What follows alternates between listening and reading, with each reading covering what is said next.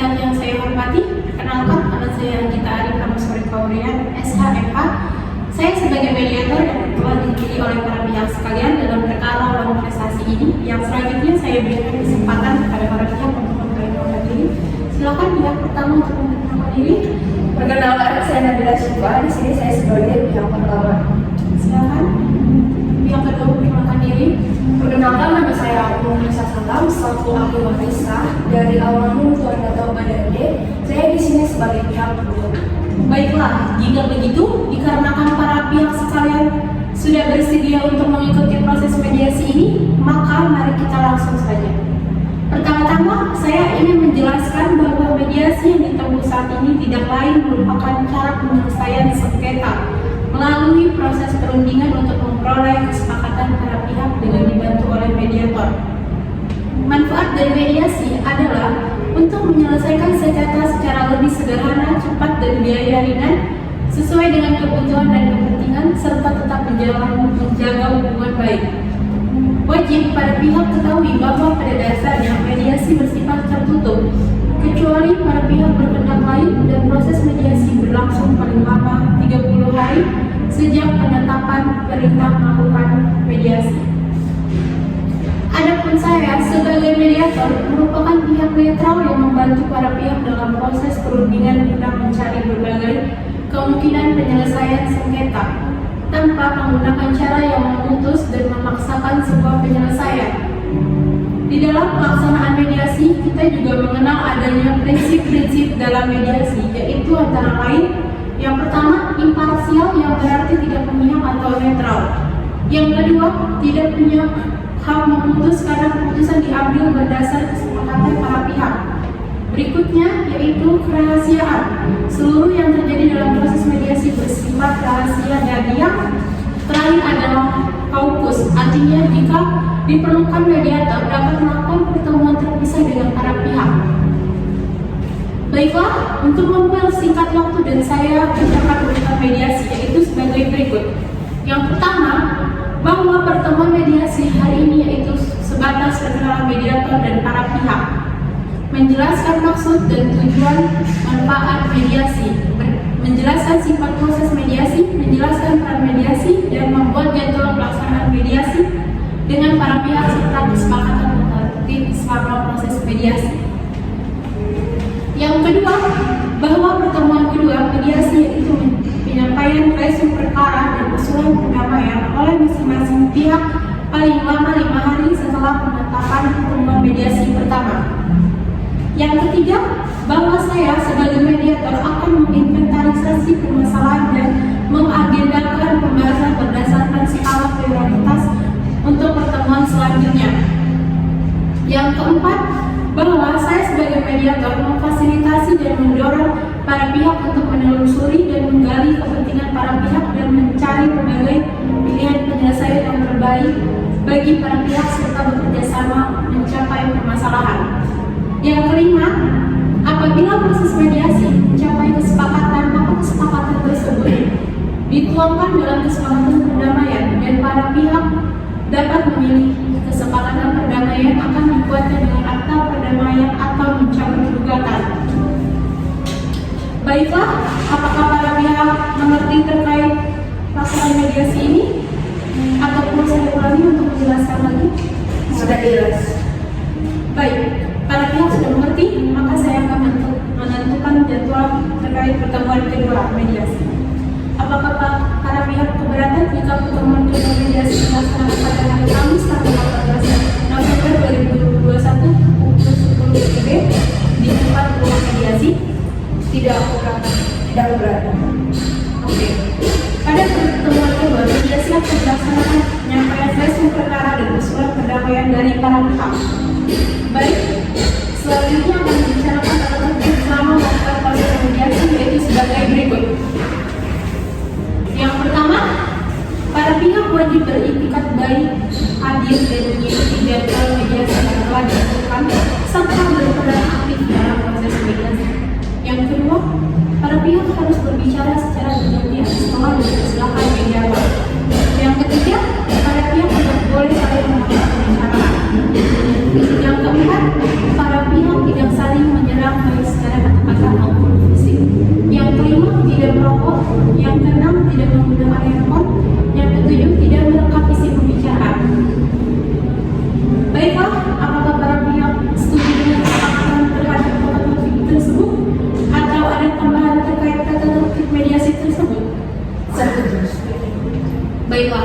sudah cukup untuk hari ini.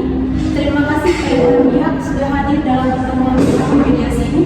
Saya harap kepada para pihak yang hadir di pertemuan mediasi yang kedua, yaitu pada hari Kamis pada tanggal 18 November 2021 pukul 10 pagi di ruang mediasi untuk penyampaian resum perkara dan usulan pendamaian diri dari masing-masing pihak.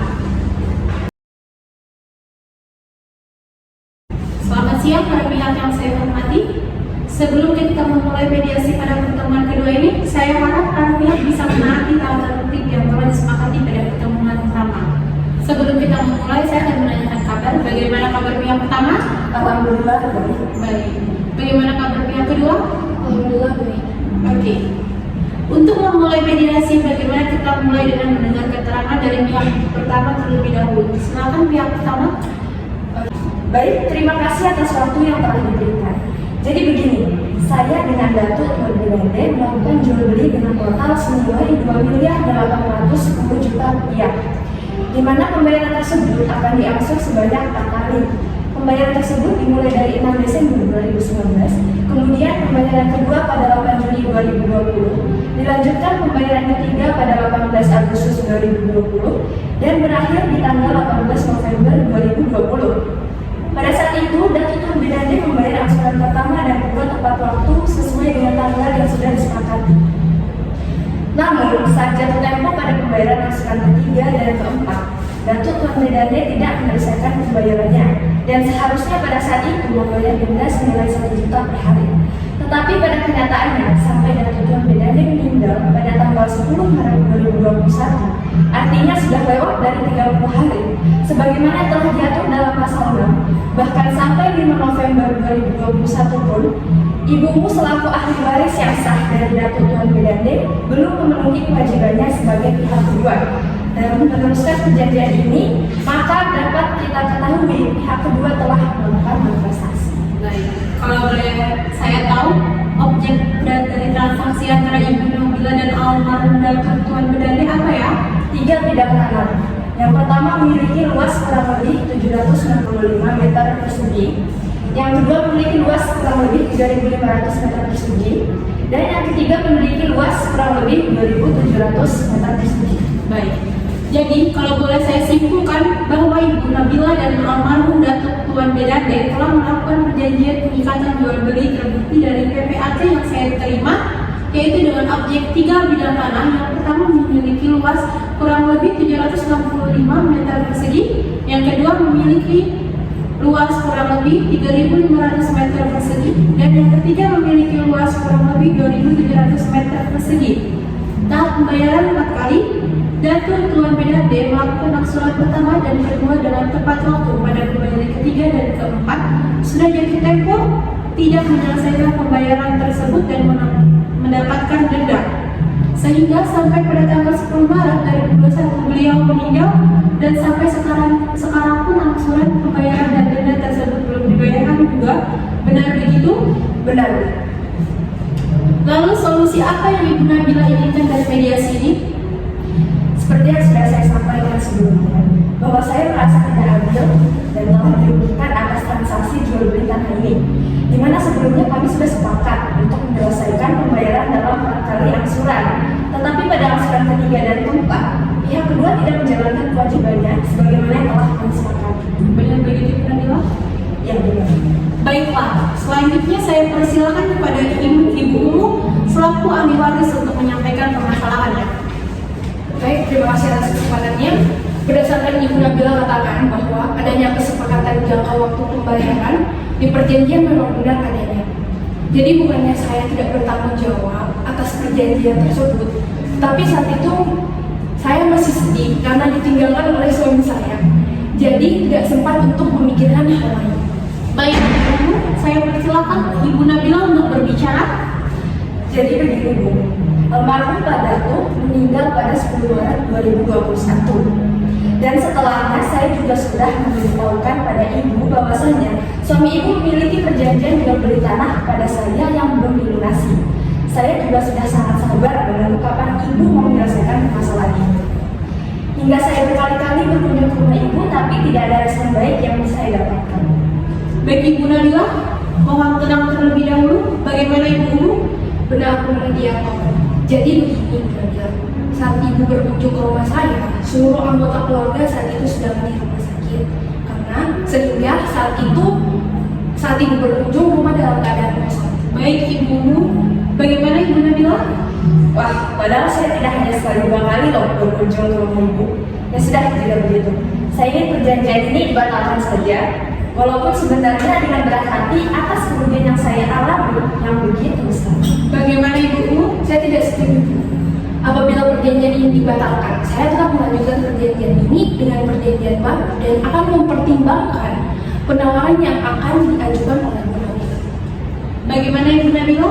Apakah Ibu mau tetap melanjutkan perjanjian ini dengan membuat perjanjian baru? Ya, saya setuju untuk membuat perjanjian. Baik, jika kedua pihak setuju diadakan pembuatan perjanjian baru, maka dari itu saya akan menjadwalkan untuk pertemuan berikutnya. Baik, Bu.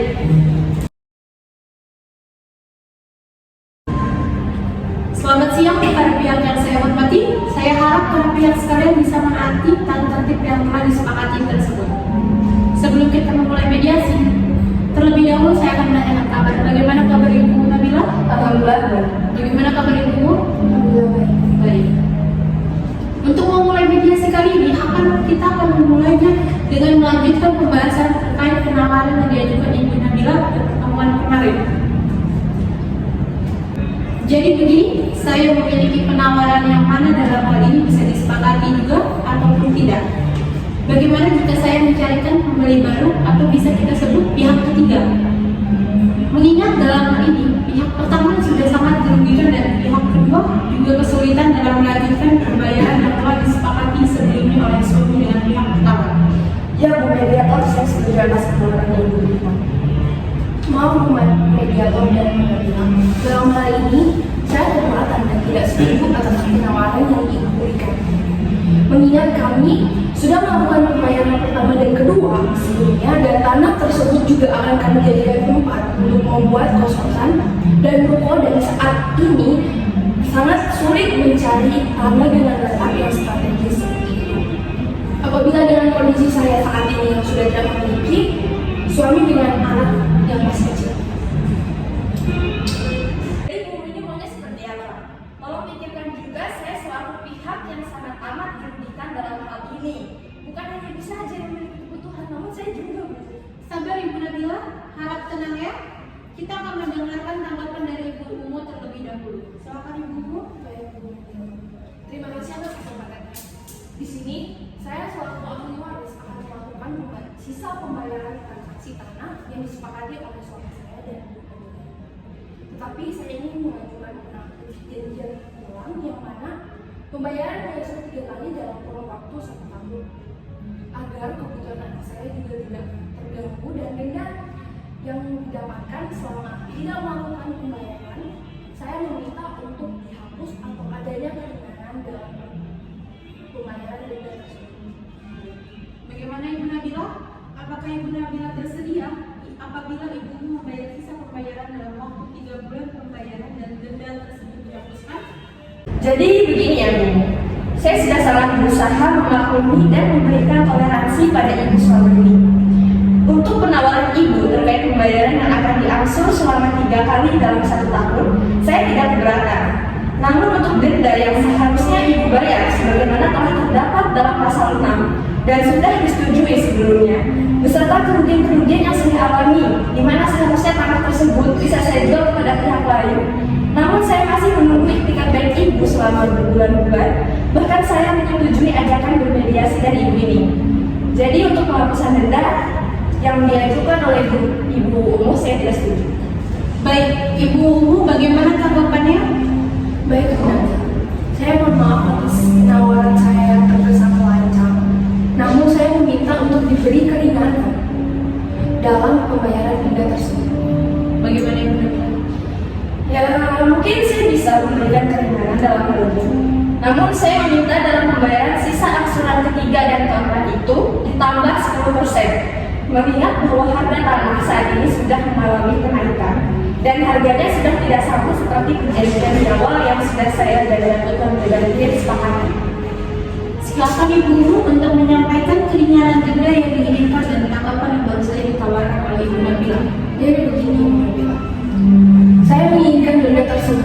dikurangi 50%, dan saya juga setuju atas penawaran Ibu untuk membayar sisa angsuran ketiga dan keempat tersebut dengan ditambah 10% dari harga tanah sebelumnya. Akan saya bayar dengan harga 60%. Baik, Ibu Nabila, bagaimana? Baik, jika penawaran yang Ibu berikan seperti itu, maka saya setuju. Baiklah, saya rasa sudah menemukan kesepakatan. Tapi sebelumnya, saya akan membacakan kesepakatan yang telah disepakati bersama, yaitu sebagai berikut. Yang pertama, bahwa pihak pertama menyetujui perdamaian dengan pihak kedua. Yang kedua, bahwa pihak kedua mengakui kesalahannya. Yang ketiga, bahwa pihak kedua bersedia melanjutkan kewajibannya dengan melunasi sisa pembayaran sebesar 2.728.000.000 menjadi 3 kali angsuran dalam kurun waktu 1 tahun, yang mana pembayaran tersebut harus dilunasi selambat-lambatnya pada tanggal 26 November 2022. Yang keempat, bahwa pihak kedua akan membayar denda sebagaimana yang telah disepakati sebelumnya. Namun, dalam hal ini pembayaran denda akan dikurangi sebesar 50% dari jumlah denda sehingga menjadi 176 juta. Yang mana pembayaran tersebut harus dilunasi selama-lambatnya pada tanggal 26 Januari 2023. Yang kelima, bahwa sertifikat tanah yang dapat diberikan kepada pihak kedua sebelum pembayaran denda lunas. Yang keenam, bahwa apabila dalam hal ini kedua mengalami bangkrut ataupun meninggal dunia, pihak pertama tetap berhak menagih atas kekurangannya pembayaran yang sudah disepakati ini. Yang ketujuh, bahwa apabila pembayaran sisa angsuran dan denda sudah melewati waktu yang sudah disepakati sebelumnya, maka pihak pertama akan melanjutkan perkara ini ke Pengadilan Negeri Yogyakarta. Itulah tadi kesepakatan yang sudah disepakati. Baiklah, saya ingin bertanya kepada para pihak, apakah sudah setuju dan puas dengan hasil kesepakatan ini? Ya, sudah puas. Baiklah, selanjutnya kita akan mempersiapkan kesepakatan perdamaian yang mana nantinya di dalam kesepakatan tersebut para pihak menambahkan klausul bagaimana apakah kesepakatan perdamaian ini dikuatkan dalam akta perdamaian. Ya, saya ingin menunjukkannya dalam akta perdamaian. Bagaimana Ibu? Ya, Bu Mediator, saya juga ingin dikukuhkan akta perdamaian. Baiklah, saya kira cukup buat pertemuan hari ini. Akan kita lanjutkan pada pertemuan keempat pada tanggal 26 November 2021 untuk menyampaikan kesepakatan perdamaian dibuat oleh mediator dan ditandatangani oleh kedua belah pihak dan mediator. Bagaimana? Jelas? Jelas. Selamat siang para pihak yang saya hormati. Pada pertemuan keempat ini kita akan membacakan hasil dari akta perdamaian yang telah disepakati kedua belah pihak dan dibuat oleh mediator. Adapun isi akta perdamaian yang diatur dalam 6 pasal sebagai berikut. Pasal pertama tentang pembayaran. Ayat pertama, pihak kedua bersedia melanjutkan kewajibannya dengan melunasi sisa pembayaran sebesar 2.728.000.000 menjadi 3 kali angsuran dalam kurun waktu 1 tahun. Ayat kedua, pihak kedua melunasi pembayaran tersebut selambat-lambatnya pada tanggal 26 bulan November tahun 2022. Ayat ketiga, bahwa dengan telah adanya pelunasan ganti rugi sebagaimana disebutkan pada pasal 1 ayat 2 di atas, pihak pertama sudah tidak lagi mempunyai hak untuk menuntut apapun atau pembayaran apapun kepada pihak kedua. Pasal kedua tentang denda. Ayat 1, pihak kedua wajib membayar denda sebagaimana yang telah disepakati sebelumnya. Namun, dalam hal ini pembayaran denda akan dikurangi sebesar 50% dari jumlah dendanya, yakni sebesar 176 juta. Ayat kedua, pihak kedua membayar denda selama-lambatnya pada tanggal 26 bulan Januari tahun 2023. Ayat ketiga, sertifikat tanah tidak dapat diberikan kepada pihak kedua sebelum pembayaran denda lunas. Pasal 3 tentang pelanggaran. Apabila sampai dengan tanggal 26 bulan November tahun 2002 tidak ada pembayaran secara keseluruhan atau lunas sebesar 2.728.000.000 dan denda pada tanggal 26 Januari tahun 2023 sebesar 176 juta yang dilakukan oleh pihak kedua, maka akta perdamaian ini dianggap tidak berlaku dan pihak pertama akan melanjutkan ke pengadilan. Pasal keempat tentang hal-hal yang tidak diinginkan. Pihak pertama berhak menagih kembali seluruh pembayaran termasuk denda. Pihak kedua secara sekaligus apabila ayat pertama, pihak kedua mengalami bangkrut atau pilot sebelum tanggal jatuh tempo perjanjian ini dicapai. Ayat kedua, pihak kedua meninggal dunia sebelum tanggal jatuh tempo perjanjian ini, kecuali jika ahli waris pihak kedua sanggup dan bersedia memenuhi kewajiban-kewajiban yang berkaitan dengan isi surat perjanjian ini. Pasal 5, penyelesaian perselisihan. Ayat pertama, pihak pertama dan pihak kedua yang telah mengikatkan diri dalam perjanjian utang piutang ini telah bersepakat untuk menempuh jalan kekeluargaan atau musyawarah untuk mufakat guna menyelesaikan perkara ini. Ayat kedua, apabila ternyata jalan musyawarah dianggap tidak berhasil untuk mendapatkan penyelesaian yang melegakan kedua belah pihak bersepakat untuk menempuh upaya hukum dengan memilih domisili pada Pengadilan Negeri Yogyakarta dengan segala akibatnya. Pasal 6, penutup. Surat perjanjian ini dibuat di atas kertas bermaterai secukupnya, yang ditandatangani dan dibuat rangkap dua berkekuatan hukum yang sama serta masing-masing dipegang oleh pihak pertama dan pihak kedua. Baik, kepada pihak pertama, mari bertanda-tangan di akta perdamaian tersebut.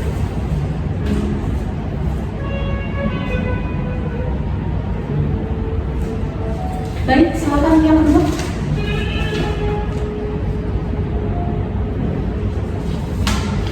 Baik, saya tanda tangan dulu.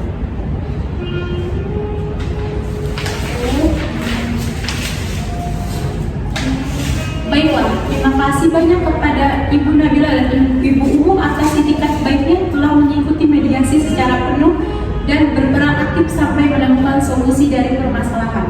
Saya harap kepada kedua belah pihak untuk saling memaafkan dan menghilangkan perselisihan setelah keluar dari ruangan mediasi ini.